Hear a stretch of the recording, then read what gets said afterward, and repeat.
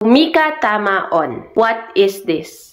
Mita tamaon. What is this? Mika versus mita. Anong pagkakaiba? Gagamit tayo ng mika kapag ang subject natin ay konkreto at nabibilang. Mika tamaon. Ano ito? Tamaon, paperi. Ito ay papel. So, ito ay konkreto. Versus mita. Ginagamit ang mita tamaon kapag ang subject ay hindi konkreto, hindi nabibilang, abstract, o pinag-uusapan natin kung saan gawa ang isang bagay. Mita tamaon. Tinutukoy mo naman yung feelings mo or something abstract. Mita tamaon.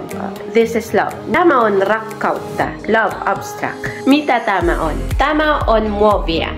Ito ay plastic or synthetic resin. Gumamit tayo ng mita dahil sinasabi natin kung saan gawa yung bagay na yon. Another example, mita sinatet. Anong ginagawa mo? Minatansin. Gagamit ka ng mita dahil verbs or action words ay hindi konkreto.